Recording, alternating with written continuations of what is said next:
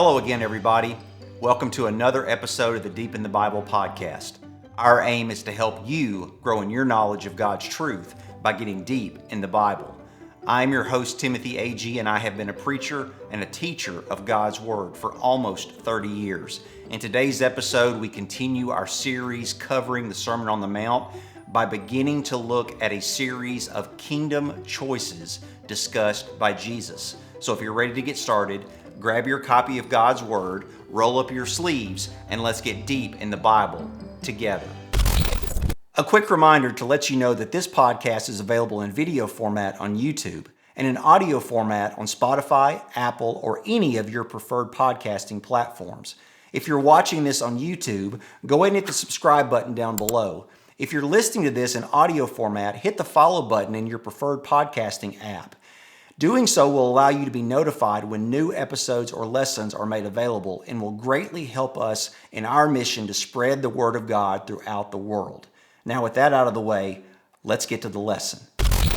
Now, before we jump into the text, a quick reminder that there is a study guide available for this lesson. Simply go to our website, deepinthebible.com, click on Study Guides, and look for the study guide for Matthew chapter 6, verses 19 through 24. And I'm actually planning to split this into two different lessons, so we will use this study guide for both this lesson and, Lord willing, for next week's lesson as well.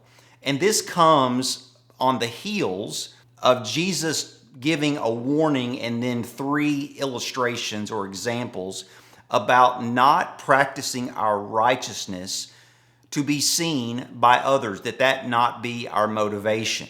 And in giving illustrations of that warning, he goes through the act of giving, he goes through the act of praying, and he goes through the act of fasting. And he took a little detour on praying, and we spent a couple of weeks on that detour. But then he comes back to fasting and through verse 18.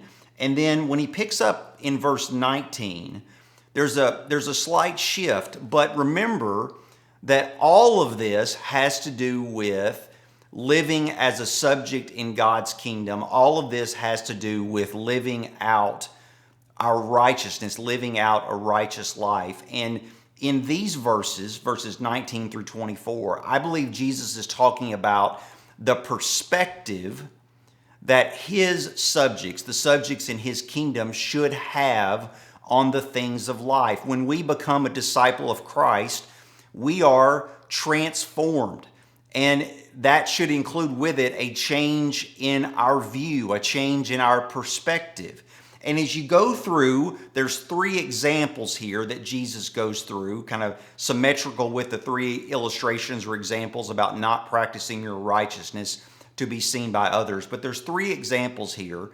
And in these examples, again, that I believe deal with perspective, Jesus presents a choice. And that is why, if you look in the upper right-hand corner of the study guide, I have called this lesson Kingdom Choices, which again gets at the root of what should our perspective be on life as a subject in God's kingdom, looking at life through the lens of his righteousness and not looking through the lens of the world, looking through the lens of self. And again, he goes through three choices, which I have labeled down the left-hand side. Now, for this lesson, I'm only going to deal with the first of these choices. And if you look out beside verse 19, and this covers verses 19 through 21, I have labeled those verses as treasure, because the first choice that Jesus presents is the choice of where to place our treasure. And here are the verses in verses 19 through 21. Let's read through the text, which we'll come back to the text many times, but let's read through the text. And then I want to cover a lot in talking about these verses, about choosing where we place our treasure. And many of the concepts that we will talk about in covering this particular kingdom choice will apply to the other ones as well.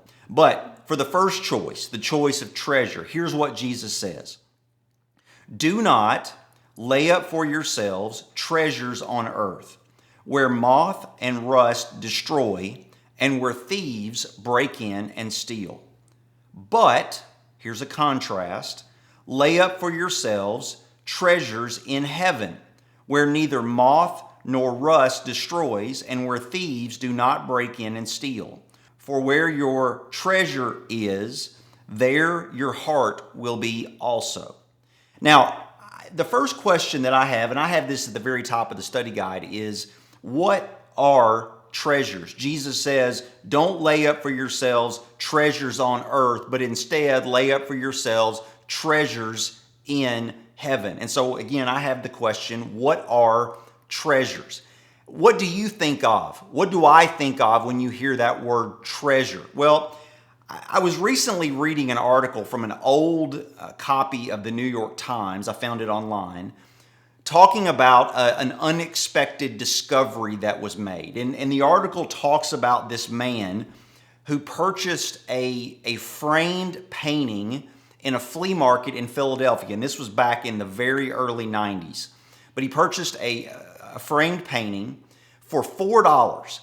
And he didn't care anything about the painting at all. He bought it because he really liked the frame. And so when he got it home, he quickly discarded the painting, and then he discovered that the frame, which looked good on the outside, was actually poorly constructed and was kind of crumbling, and realized that couldn't be salvaged at all. But behind the painting, there was a folded up document. And later on, he showed the document to a friend because after he unfolded it, he realized that it was a copy of the Declaration of Independence. And the friend suggested, you should have this examined. You should really have someone look at this. And to make a long story short, going through the article, after this examination, they discovered that this was a copy of the first printing of the Declaration of Independence. And what was purchased by him for $4 within the next decade had sold a few times, and the last time that is recorded in the article, it had sold for $8.14 million. So a $4 purchase that ends up selling for over $8 million. Now, many would think of that as treasure, like finding hidden treasure, or thinking like, a pirate finding buried treasure. But what does Jesus really mean when he talks about treasures, placing treasures in heaven, not placing treasures on earth? Like the story that we just went through about that hidden copy of the Declaration of Independence, treasure brings to mind money. But I think it's what Jesus is getting at is a little bit bigger picture than just money, though I think money can play a part in this. But if you look under where I've got the question, what are treasures? I've listed a few things. The things that we value most. The things that drive our actions. The things where we place our faith, our belief, our love. Everyone that lives is going to put their faith in something. They're going to believe in something. They're going to love something. Or say it a different way, everyone is going to have priorities in their life. Again, the things that they value the most. And those priorities are going to drive our actions and are going to drive what we do with the things that we have in this life. What are things that we have? Well, clearly money or treasure, is one of those things that we have, but we also have our time. The older that I get, the more valuable time is to me. Time that I'm able to spend with my family. Time that I'm able to spend doing the things that I love, the things that I believe in, the things that I have faith in.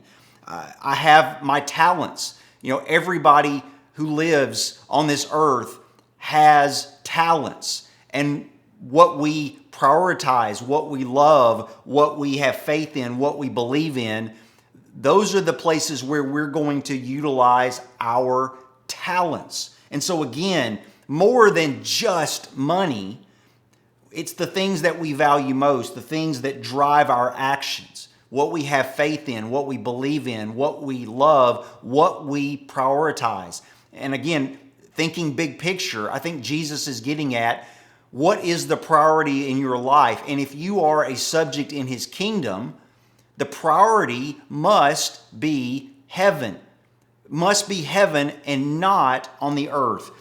I think of this in speaking in human terms or using a human metaphor like investment options, okay? And if you look on the left-hand side, I have listed that phrase as a heading, investment options, where we have a choice of where we're going to place the investment of our lives, where we're going to place the investment of our lives. And listen to what Jesus has to say about this choice. Again, going back to those same verses.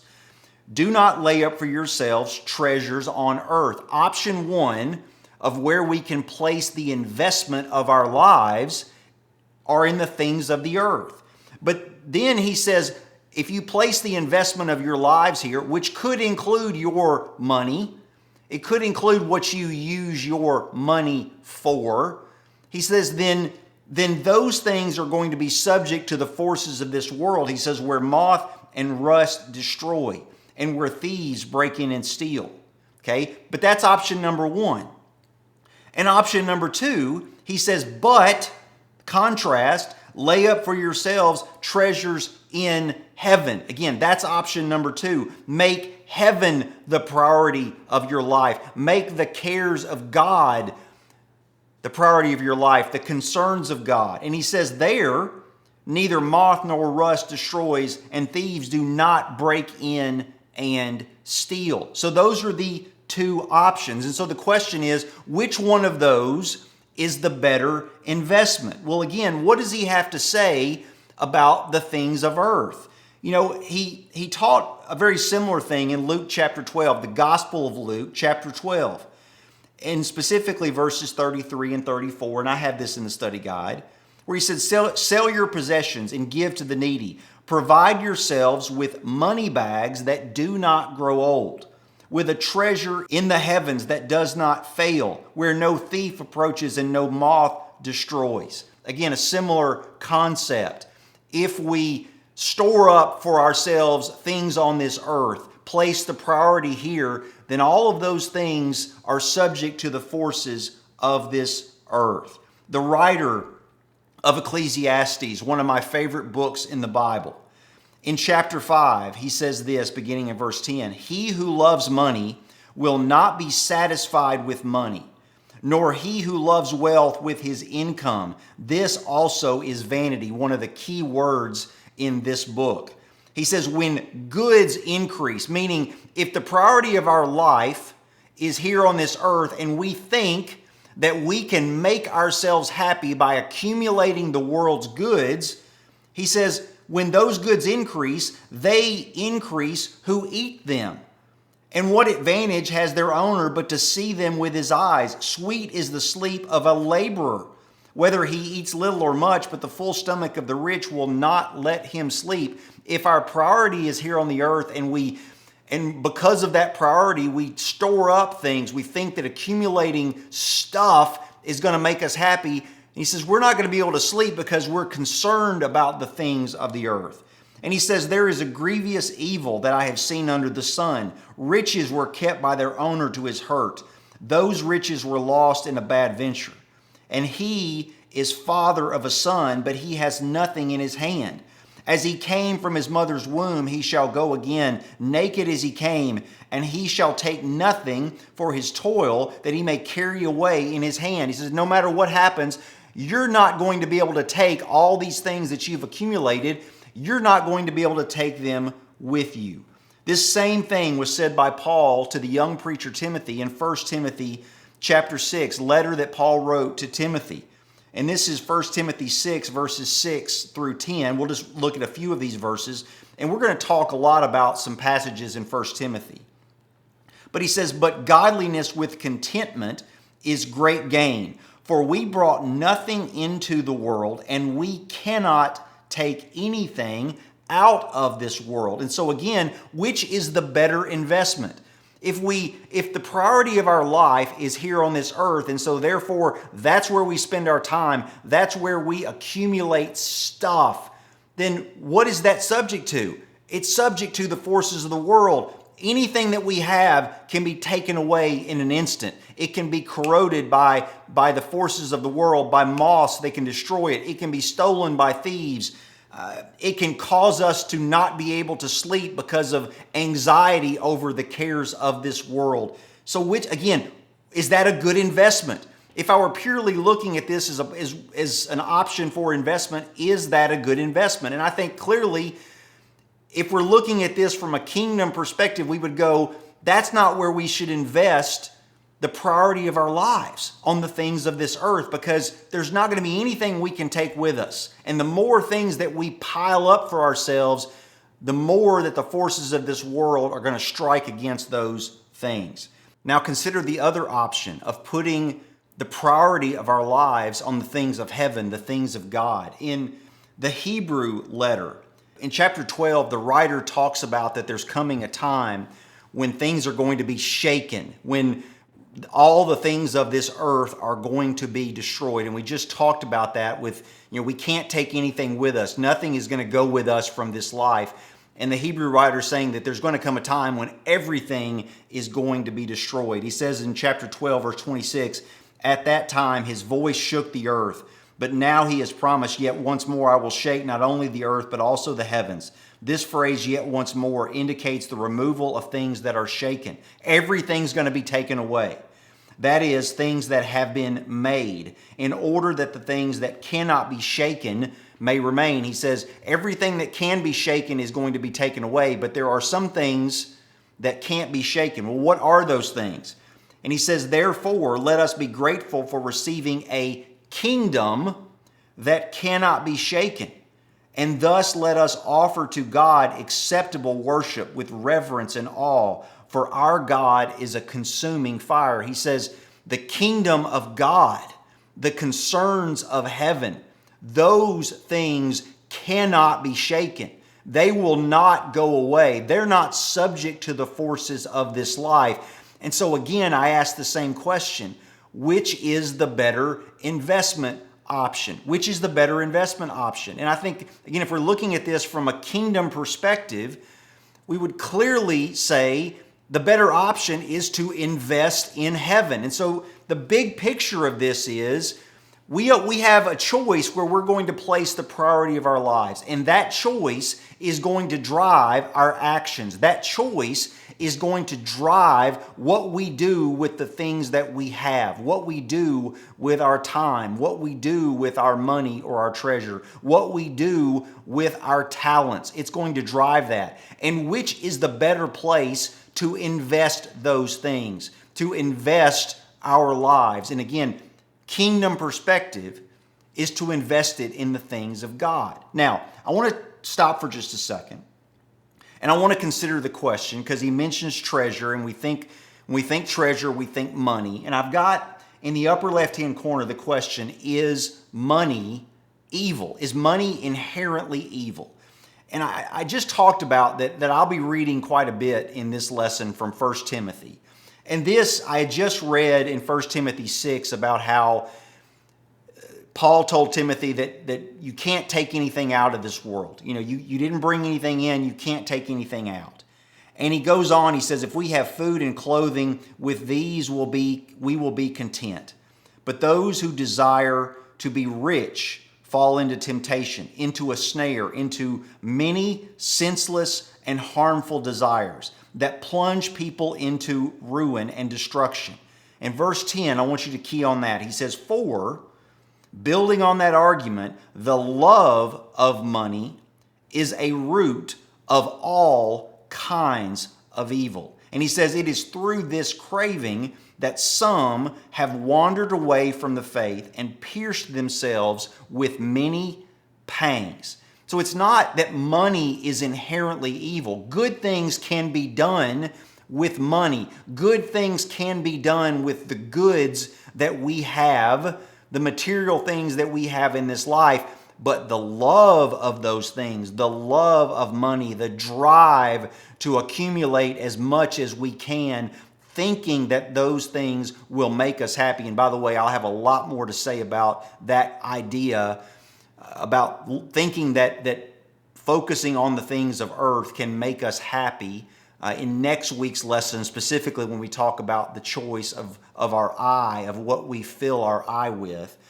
But he says, when we pursue that, that is the root of all kinds of evil, and it pulls people away from God. So it's not that money is inherently evil, it's the desire to accumulate, more because we think that's going to make us happy, because that's what we value. That is, as he says, is a root of all kinds of evil. And so with that in mind, when Jesus says, do not lay up for yourselves treasures on earth, is Jesus prohibiting, saying that you are prohibited from having a bank account, saving up money? And if you look over on the right-hand side, I have a section labeled do not, again, because he says do not lay up for yourselves. And the first note that I have under that is that this cannot be an absolute prohibition against saving money and taking care of our earthly families, And I've got a couple of references there. One, to Proverbs chapter 6. In Proverbs chapter 6, the writer is talking about looking at the ant as an example. And he says in verse 6, go to the ant, O sluggard, consider her ways and be wise. Without having any chief, officer, or ruler, she prepares her bread in summer and gathers her food in harvest. 1 Timothy, I mentioned I'm going to be reading a lot from 1 Timothy in this lesson.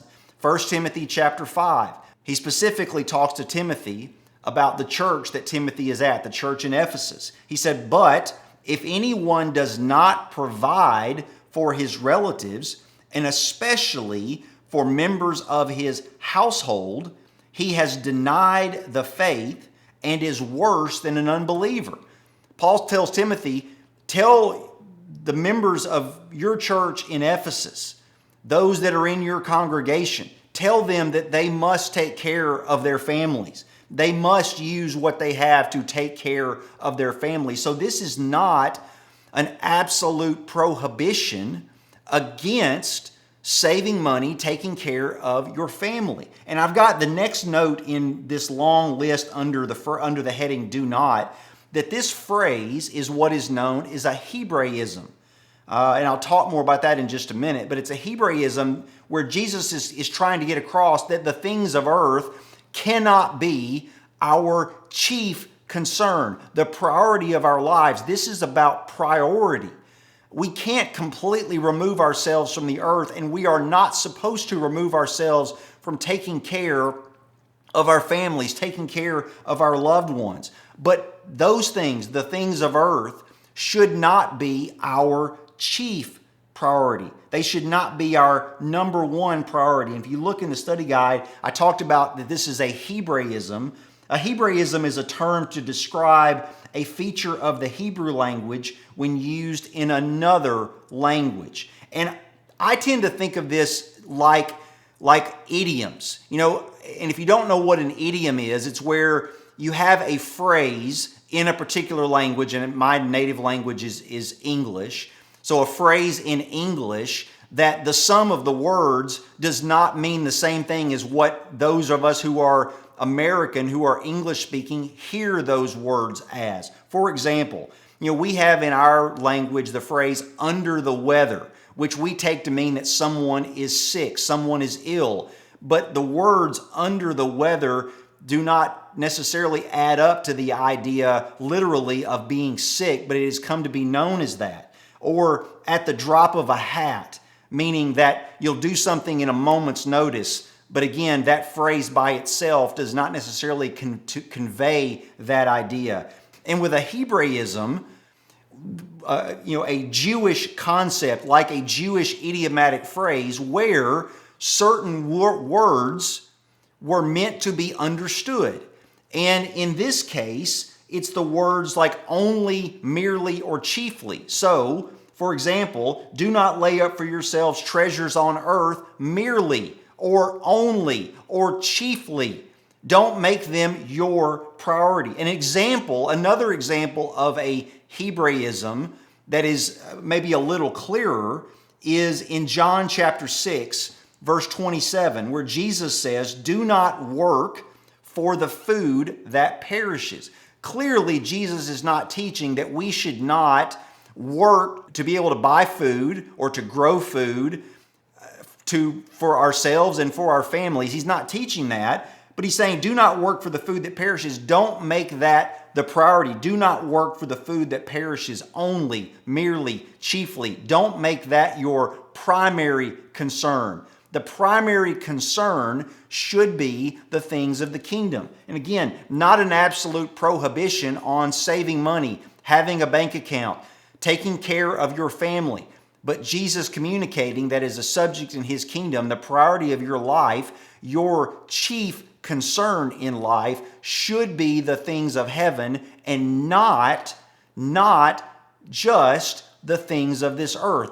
The things of this earth cannot be our priority, cannot be where we place our faith, our belief, our love. And then Jesus, kind of emphasizing that where your treasure is, there your heart will be. Again, heart being like where our faith is, where our belief is, where our love is, where our priority is. That's where our heart is going to be. That's where our faith is. That's where our belief is. That's where our love is. And I've got another question, lower left-hand corner, that says, what are the signs? Specifically meaning, what are the signs that our treasure is in the wrong place? And the first one of those items is that I say we're always looking for something in the world to make us happy. We're always looking for something to make us happy. I believe that many of us, myself included, we get fixated on the things of this life. And we believe that if I just had whatever it is, it could be a physical item, it could be a situation in life, but we say, if I just had this thing, then I would be happy. And we go chasing after that. And back to the book of Ecclesiastes that I just referenced a few minutes ago. In Ecclesiastes chapter 2, the writer talks about this great experiment that he conducted. And I believe that the author of Ecclesiastes was Solomon. And he says in verse 1 of Ecclesiastes 2, he said, come now, I will test you with pleasure. Which I think is like when we even subconsciously think, if I just had that thing, or I just had that situation, a better job, a bigger family, if I just got married, if I just had a bigger house, if I just had more cars, more money, whatever, that would make me happy. And he says, I will test you with pleasure. I will test you with pleasure. And then go down to verse 3. He said, I searched my heart how to cheer my body with wine, my heart still guiding me with wisdom, and how to lay hold on folly till I might see what was good for the children of man to do under heaven during the few days of their life. I made great works. Listen to all these things. I made great works. I built houses and planted vineyards for myself. I made myself gardens and parks and planted in them all kinds of fruit trees. I made myself pools from which to water the forest of growing trees. I bought male and female slaves and had slaves who were born in my house. I had also great possessions of herds and flocks, more than any who had been before me in Jerusalem. I also gathered for myself silver and gold and the treasure of kings and provinces. I got singers, both men and women, and many concubines, the delight of the sons of man. He says, I pursued anything and everything I could pursue that the world says will bring me pleasure. And he says in verse 9, so I became great and surpassed all who were before me in Jerusalem. Also my wisdom remained with me, and whatever my eyes desired, I did not keep from them. I kept my heart from no pleasure, for my heart found pleasure in all my toil, and this was my reward for all my toil. And he's going to conclude this in verse 11.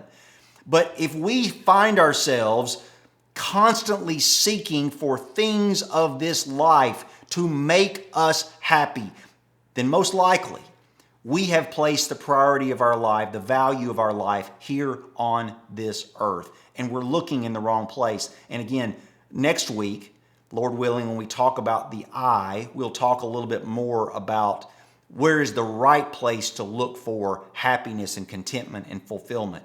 But if we find ourselves looking for those things in what we can acquire, what we can build, positions that we can have, changes that we can have in our families, then we're looking in the wrong place. We're looking in the wrong place. And he says in verse 11, I considered all that my hands had done and the toil I had expended in doing it, and behold, all was vanity and a striving after wind, and there was nothing to be gained under the sun. He says, all of that I found was for nothing. But if we find ourselves in that situation, which I have found myself in that situation before, it is something that I fight against every day of my life, thinking that the things of this life are going to make me happy, are going to bring me fulfillment, are going to make me successful.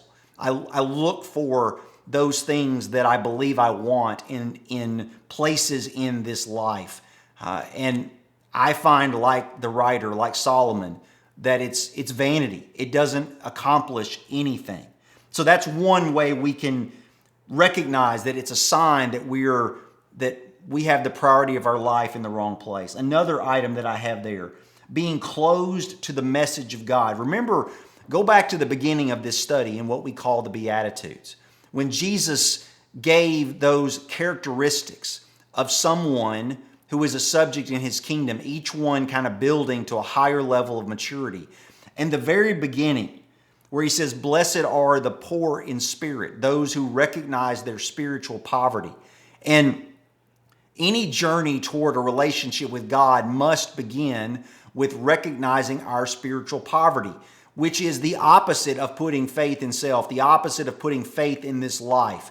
And so if we have lost our priorities, if we have misplaced or flipped our priorities, and now our priority is really on this earth and not in Jesus, if our faith, if our belief is not in Jesus, if we no longer recognize our spiritual poverty, then it's probably going to cause us to shut off God. We're not going to be spending time in His Word. We're not going to be spending time in prayer. We're not going to be spending time engaged with our brothers and sisters in Christ in the work of the kingdom, in the work of the church. We're going to be closed off to the message of God. And so if we see in our lives that, hey, I'm not studying, hey, I'm not praying, hey, I'm not active in my congregation, I'm not active in my church, then maybe my priorities have flipped. Maybe my priorities have shifted. And then the final one that I have there, which is something that is mentioned in the book of James about a similar topic to this, that our riches, we have accumulated so many things. Remember how Jesus said, if you store up for things on this earth, you accumulate a lot of things on this earth, moth and rust destroy, thieves break in and steal.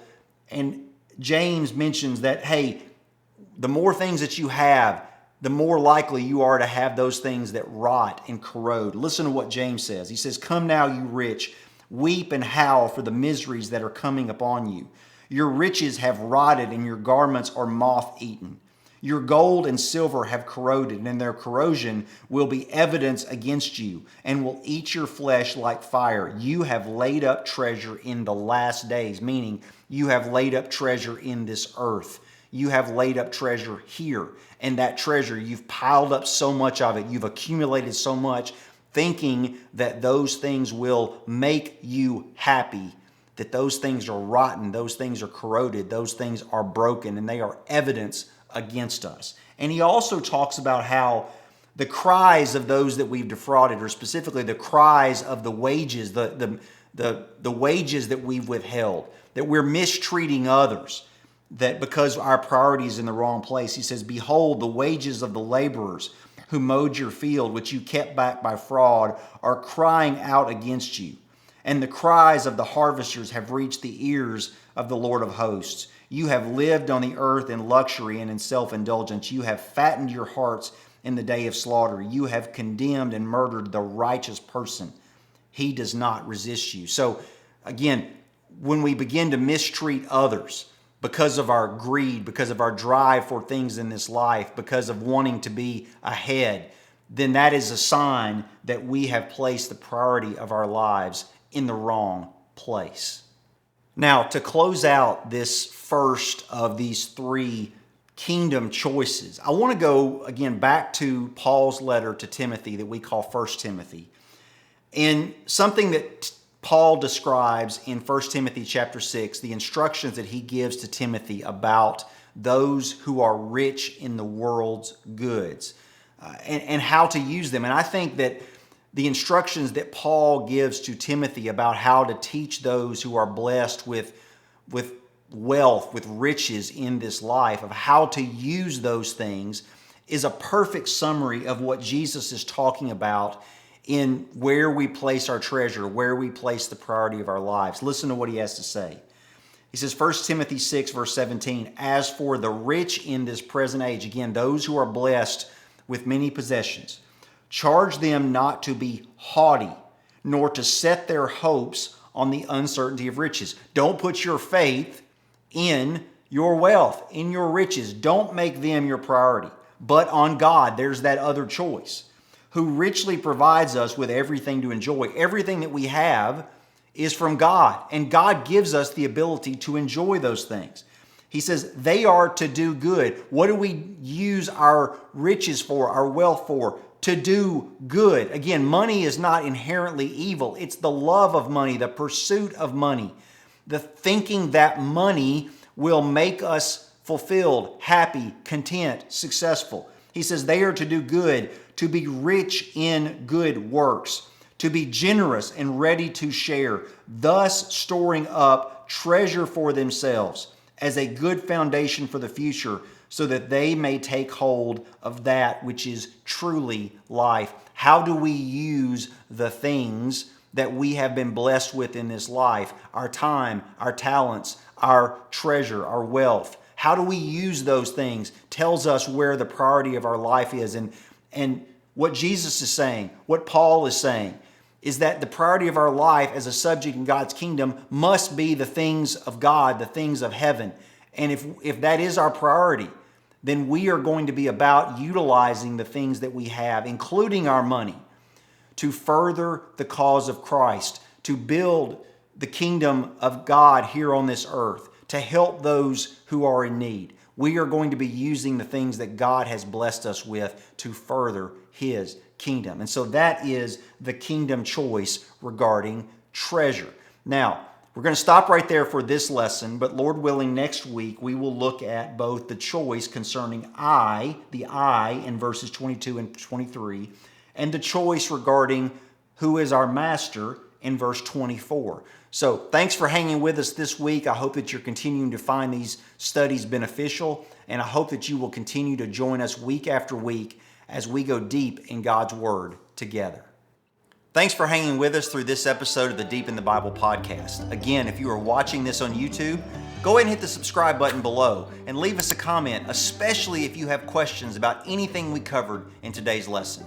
If you're listening on Spotify or Apple, follow our podcast on those services so that you can be notified as new lessons are made available. And follow us on our socials. We are Deep in the Bible, one word, on both Facebook and Instagram. And you can go to our website, deepinthebible.com, where you can download study guides for our lessons. Until next time, I'm Timothy Agee, and this is the Deep in the Bible podcast.